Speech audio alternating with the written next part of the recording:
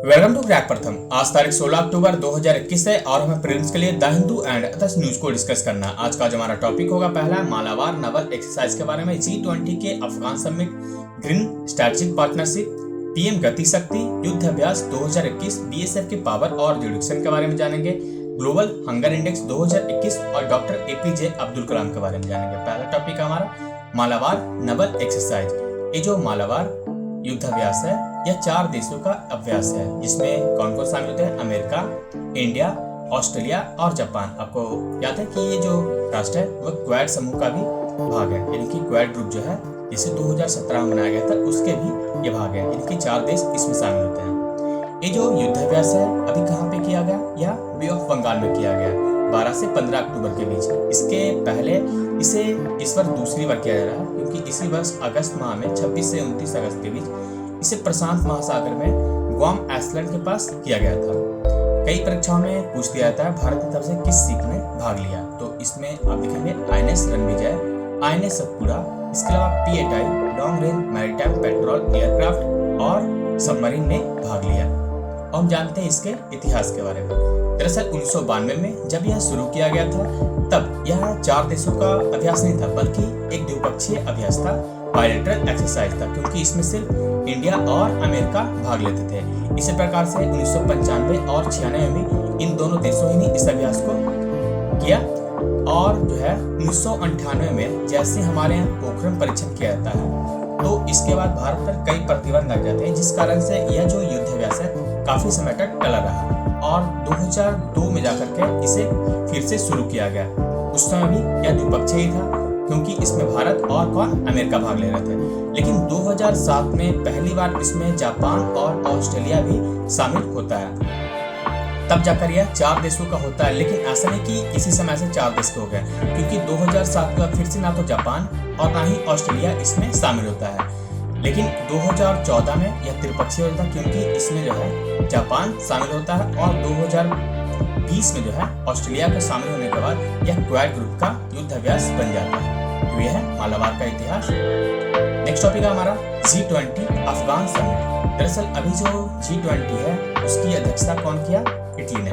इसमें अफगान के इशू को काफी महत्व दिया गया, क्योंकि अफगान जो इशू काफी कॉम्प्लेक्स है और तालिबान से कई राष्ट्र डायरेक्ट रिलेशन नहीं बनाना चाहता। इस सम्मेलन की जो मुख्य बातें रही, इसमें UN सचिव यानी कि संयुक्त राष्ट्र के महासचिव जो एंटोनियो गुटेरेस है, उन्होंने भी इसमें भाग लिया, जिस कारण से इसका महत्व काफी बढ़ जाता है। इसके अलावा भारत के प्रधानमंत्री ने भी इसमें भाग लिया। उल्लेखनीय है कि UN का जो सदन चल रहा था, इनकी सभा, तो उस समय चाइना ने डिमांड किया था कि ये G20 जो राष्ट्र है वो अफगान से जो सैंक्शन है उसे हटा ले और उसकी जो संपत्ति यानी फ्री संपत्ति है उसे काबुल को लौटा दे। इसलिए ये जो अफगान समिट G20 पर, मतलब G20 में अफगान समिट एक प्रकार से काफी महत्वपूर्ण टॉपिक रहा। और जानते हैं G20 के बारे में। G20 यानी कि ग्रुप ऑफ 20, यह इंटर गवर्नमेंटल फोरम है, जिसमें 19 राष्ट्र के अलावा एक बहुत बड़ा समूह यानी कि यूरोपियन यूनियन भी इसमें शामिल है। इसकी स्थापना की गई थी 26 सितंबर 1999 को। इसका मुख्य उद्देश्य क्या होता है? ग्लोबल इकोनॉमी को आगे बढ़ाना, international financial stability, climate change mitigation और सस्टेनेबल डेवलपमेंट पर यह कार्य करता है। G20 इसलिए महत्व रखता है पूरे विश्व में, क्योंकि यहाँ पर 90% जो ग्रॉस वर्ल्ड प्रोडक्शन होते हैं यहीं पे होते हैं। इसके अलावा इंटरनेशनल ट्रेड 75 से 80% इन्हीं के बीच किया जाता है। 2/3 जो विश्व की जनसंख्या है वो कहाँ पे? इन्हीं G20 में। और मान लीजिए कि आधा जो पृथ्वी है वो इसमें शामिल है। आप खुद देख लीजिए, G7, G8 और ये G20 कितने बड़े समूह हैं। ये जो 2021 का समिट किया गया वो कहाँ पे? इटली में किया गया। और 2022 का जो है इंडोनेशिया में, 2023 का इंडिया और 2024 का जो है ब्राजील में किया जाएगा। यानी कि हमारे देश में 2023 में नई दिल्ली में किया जाएगा इसकी सम्मेलन। नेक्स्ट टॉपिक है ग्रीन स्ट्रेटेजिक पार्टनरशिप के बारे में। दरअसल ये जो पार्टनरशिप है देखिए GSP ग्रीन स्ट्रेटेजिक पार्टनरशिप, यह भारत और डेनमार्क के बीच किया गया है, क्योंकि डेनमार्क के जो प्रधानमंत्री वो यहाँ पे आए थे, इसलिए यहाँ पे एक जो है पार्टनरशिप किया गया ग्रीन स्ट्रेटेजिक पार्टनरशिप। इसका मुख्य उद्देश्य क्या है कि जो तकनीक है उसको ग्रीन क्षेत्र में योगदान देना, यानी कि जो नवीन तकनीकात है उससे हमारे पर्यावरण को रक्षा करना है और जो भी तकनीक होता है वो ग्रीन स्ट्रैटेजी पे होनी चाहिए। और अंततः ये जो पेरिस एग्रीमेंट है और यूएन सस्टेनेबल डेवलपमेंट है उसे प्राप्त करना। नेक्स्ट टॉपिक है हमारा पीएम गति शक्ति के बारे में। दरअसल आपको याद होगा 75वें जो स्वतंत्रता दिवस के जो भाषण हो रहे थे उसमें भारतीय प्रधानमंत्री ने इसकी बात की थी कि हम एक पीएम गति शक्ति जो है उसे शुरू करेंगे। इसी वीक ये जो है पीएम गति शक्ति इसे शुरू किया गया। यह 100 लाख करोड़ का एक प्रोजेक्ट है जो कि हॉलिस्टिक इंफ्रास्ट्रक्चर से संबंधित है, यानी कि पूरे जो अवसंरचना होते हैं, इंफ्रास्ट्रक्चर होते हैं, उसको इसमें शामिल किया गया इस पीएम गति शक्ति। नाम से ही सोचिए गति और शक्ति। दरअसल आपने देखा होगा, इसे एक एग्जाम्पल से समझते हैं। आपके इलाके में कोई सड़क बन रहा होगा, उसके बाद आपने देखा होगा सड़क को फिर से कोई खोदने आ रहा है और फिर उसे खोद करके तोड़ करके चला जाता है। फिर कई महीने या वर्षों तक उसी तरह से बना रहता है। फिर कोई उसमें पाइपलाइन, गैस पाइपलाइन आदि वहाँ पे लेकिन विभाग जो है उन्हें पता नहीं होता कि कौन से काम कब किए जाने चाहिए। अगर मान लीजिए आपके अनुसार एक सड़क बनती है, उसमें नाले की व्यवस्था की जानी चाहिए, जो नल का पाइपलाइन है, गैस का पाइपलाइन है, वो सभी एक साथ किए जाने चाहिए ना। लेकिन आपने देखा इस प्रकार से नहीं, इस प्रकार से कई सारे, जैसे कि रेलवे ट्रैक बना दिए जाते हैं, पटरी बिछा देते हैं, लेकिन वहाँ पर सड़क का निर्माण नहीं किया जाता है। वहाँ पर इस प्रकार से कार, टैक्सी, रिक्शा आदि पहुँच होगा उसे नहीं देखा जाता है। यानी कि रेलवे मंत्रालय का काम और यहाँ सड़क मंत्रालय का एक साथ नहीं होता है, जिस कारण से क्या होता है, परेशानी बढ़ती जाती है और कई वर्षों तक यह बनी ही रहती है। इसी को ध्यान में रखते हुए ये जो पीएम गति शक्ति शुरू किया गया, इसका मुख्य उद्देश्य है हॉलिस्टिक इंफ्रास्ट्रक्चर को आगे बढ़ाना, जो अगले 25 वर्ष में देश का जो है नक्शा पूरी तरह से बदल देगा। क्योंकि ये जो है कंट्री के जो इकोनॉमिक जोन है उन सबको एक साथ यह जोड़ देगा। क्योंकि ये जो गति शक्ति है एक नेशनल मास्टर प्लान है। नेशनल मास्टर प्लान इसलिए क्योंकि इसमें अब जो विभाग, मान लीजिए कि रेलवे, जैसे कि आप देखिए सागरमाला, इसके अलावा वाटरेज प्लान, यहाँ पे उड़ान किसका हो गया, ये नेविगेशन नहीं, सिविल एविएशन मंत्रालय का हो गया। सागरमाला जो हो गया जल मंत्रालय आदि जो हो जाते हैं।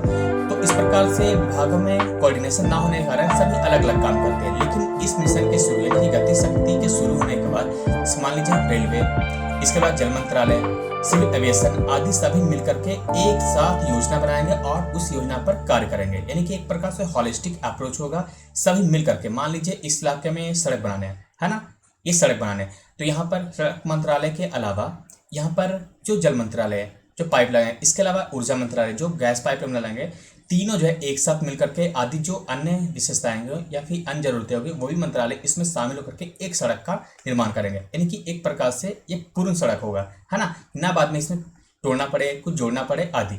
तो एक प्रकार से यह होलिस्टिक अप्रोच है, इसमें शामिल किया गया है। तो यह है पीएम गति शक्ति के बारे में। नेक्स्ट टॉपिक है युद्धाभ्यास 2021। ये जो युद्धाभ्यास है यह भारत और अमेरिका के आर्मी के बीच किया जाता है। अभी हमने देखा मालाबार एक्सरसाइज, वह जो है नेवी के बीच किया जाता है, किन देशों के बीच, अमेरिका, ऑस्ट्रेलिया, जापान और इंडिया के बीच। लेकिन ये जो है अमेरिका और इंडिया के आर्मी के बीच किया जाता है, जिसे 2021 में अलास्का में किया जा रहा है। इससे पहले जो है राजस्थान के बीकानेर में किया गया था, महाजन फील्ड फायरिंग रेंज में, इसी वर्ष फरवरी माह में। नेक्स्ट टॉपिक है बीएसएफ के पावर और जुरिडिक्शन के बारे में।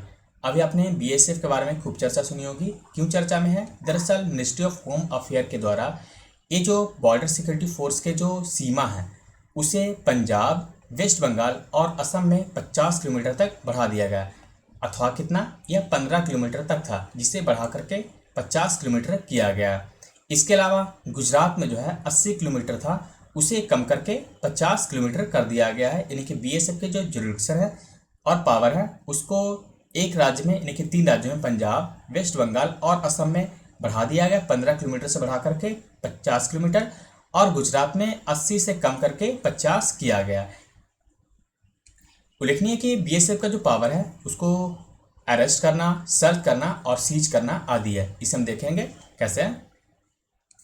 लेकिन ये जो केंद्र सरकार के द्वारा कार्य किया गया उसे राज्यों के द्वारा विरोध किया जा रहा है, क्रिटिसाइज किया जा रहा है। जैसे कि पंजाब और वेस्ट बंगाल के द्वारा कहा गया कि यह फेडरल स्ट्रक्चर के विरुद्ध है, यानी कि संघीय जो ढांचा है उसको यह तोड़ता है और राज्य के जो स्टेट पुलिस है उसके अधिकार को यह छीनता है। उल्लेखनीय है कि बीएसएफ की स्थापना 1965 में की गई थी और 1968 में इसे एक्ट के रूप में बनाया गया था। तो इसमें जो कानून लाया गया था 1968 में, लेकिन 2014 में एक नोटिफिकेशन जारी किया गया था कि बीएसएफ का जो ज्यूरिडिक्शन और पावर होगा वह इस प्रकार से होंगे, जैसे कि मणिपुर, मिजोरम, त्रिपुरा, नागालैंड, मेघालय और यूनियन टेरिटरी जम्मू कश्मीर और लद्दाख में जो होंगे यह पूरी तरह से पूरे होल स्टेट यानी कि जहाँ तक इसकी सीमा है, जैसे कि मिजोरम, त्रिपुरा आदि पूरे राज्य में और टेरिटरी स्टेट में इसका जो कानून और अधिकार लागू होंगे। और जबकि 50 किलोमीटर इन राज्यों में गुजरात, राजस्थान, पंजाब, पश्चिम बंगाल, असम जो राष्ट्र है यानी कि यहाँ पर 50 किलोमीटर तक की इसके जो कानून यहाँ पे लागू होंगे, किसके? बीएसएफ के। और उसके बाद जो है राज्य के जो है पुलिस के कानून यहाँ पर लागू होंगे। और इस प्रकार से जो है 2014 में नोटिफिकेशन में और कुछ बदलाव करके आपने देखा कि यहाँ पर मणिपुर, त्रिपुरा, नागालैंड, मेघालय और यूटी यानी कि जम्मू कश्मीर और लद्दाख में क्या किया गया कि वैसे 2014 में लद्दाख नहीं बने थे, लेकिन उसके बाद जो यहाँ पे जब बने तब ये नोटिफिकेशन इस पर भी लागू कर दिया गया। इसमें होल स्टेट के लिए यानी कि पूरे स्टेट के लिए बीएसएफ का कानून लागू होता है, लेकिन यहाँ पर कुछ बदलाव किया गया। गुजरात में जो है वहाँ पर 80 किलोमीटर तक इसकी सीमा बनाई गई। इसके अलावा राजस्थान में 50 किलोमीटर, जबकि पंजाब, पश्चिम बंगाल और असम में यह 15 किलोमीटर तक था। लेकिन अब जो है फिर से नोटिफिकेशन में बदलाव किया गया और गुजरात में कितना कर दिया गया? 80 से घटा करके 50, और असम, पश्चिम बंगाल और यहाँ पर पंजाब में उसे 15 किलोमीटर से बढ़ा करके कितना कर दिया गया? 50 किलोमीटर तक। तो ये न्यूज़ है। अब हम जानते हैं कि इसे शक्तियाँ कहाँ से मिलती है। इसे मिलती है शक्तियाँ यानी कि बीएसएफ को पावर मिलते हैं यहाँ पे सीआरपीसी एक्ट के तहत। इसके अलावा passport entry into India act 1920 और पासपोर्ट एक्ट 1967 इसके तहत जो है यानी कि सीआरपीसी और 1920 और 1967 के एक्ट के तहत यह अरेस्ट और सर्च कर सकती है, यानी गिरफ्तार और खोज कर सकती है। लेकिन जो एनडीपीएस एक्ट है और इसके अलावा कस्टम एक्ट आदि के तहत यह संपत्ति को सीज भी कर सकती है, यानी कि इसे 3 अधिकार प्राप्त है: अरेस्ट करने का, सर्च करने का और सीज करने का। और यही कानून यहाँ पर जब सीमा बढ़ा दी गई है तो यह लागू हुआ और राज्यों की तरह इसलिए विरोध किया गया क्योंकि 15 किलोमीटर के बाद अगर लागू होती है यानी 50 किलोमीटर में, तो जो 35 किलोमीटर थे जहाँ पे पुलिस यानी कि राज्य के कानून लागू होते थे वो अब इसके पास चली जाएगी, यानी कि बीएसएफ के पास। इसलिए इन राज्यों के द्वारा इसका विरोध किया जा रहा है कि यह संघीय ढांचा के विरुद्ध है। नेक्स्ट टॉपिक है हमारा ग्लोबल हंगर इंडेक्स 2021 के बारे में। ये जो ग्लोबल हंगर इंडेक्स है को इफ्री के द्वारा जारी किया था, IFFRI यानी कि international food public policy research institute, public नहीं, international food policy research institute के द्वारा इसे जारी किया जाता है। इस पर जो इंडेक्स जारी किया गया है इसमें भारत को स्थान दिया गया है 101 बार। ऐसा क्यों हुआ वो भी हम देखेंगे। पहले हम जानते हैं किस आधार पे इसे जारी किया जाता है। उससे पहले आप बताइए हंगर का जो परिभाषा है यानी कि भूख की जो परिभाषा है वो क्या है। इसकी परिभाषा है कि एक ऐसा कंडीशन जिसमें एक निरंतर काल तक यानी कि सस्टेन पीरियड तक कोई व्यक्ति जो है उस प्रकार का भोजन नहीं प्राप्त करता है जिससे उसके बेसिक जो न्यूट्रिशन है वह भी उसको पूरा हो सके। तो यह है भूख की परिभाषा, यानी कि एक ऐसी अवस्था जिसमें निरंतर काल तक एक व्यक्ति जो है उतना भी भोजन नहीं प्राप्त करता जिससे उसकी जो बेसिक न्यूट्रिशन है यानी पोषण है वह भी पूरा हो सके। तो यह है भूख की परिभाषा। और ये जो इंडेक्स जारी किया था ग्लोबल हंगर इंडेक्स, इसे 3 आधार पर, इसमें 3 जो मुख्य बातें हैं उसे शामिल किया जाता है, जैसे कि अंडर नरिशमेंट, इसके अलावा अंडर 5 ईयर मोर्टेलिटी और 2 अन्य थे वेस्टिंग और स्टंटिंग, यानी कि 4, टोटल 3 नहीं, आपकी जगह 4। तो ये जो 4 हैं कौन कौन, एक तो कुपोषण को शामिल किया जाता है, इसके अलावा 5 वर्ष में जो मृत्यु दर होते हैं उसको, और वेस्टिंग और स्टंटिंग। वेस्टिंग क्या होता है? हाइट के अनुसार वजन का न होना, यानी कि आपने देखा होगा कई बार जो हाइट काफ़ी बढ़ जाता है लेकिन उसका वजन काफ़ी कम होता है, तो ये होता है वेस्टिंग। और स्टंटिंग क्या होता है? बौनापन, यानी कि उम्र के अनुसार जो उनका हाइट होना चाहिए वह नहीं हो पाता है। तो वेस्टिंग क्या हो गया? यहाँ पर हाइट के अनुसार वजन का ना होना, यानी कि कम होना या फिर ज़्यादा होना। इसके अलावा स्टंटिंग जो होता है उम्र के अनुसार उसका हाइट जो है वो कम होना, तो ये है स्टंटिंग।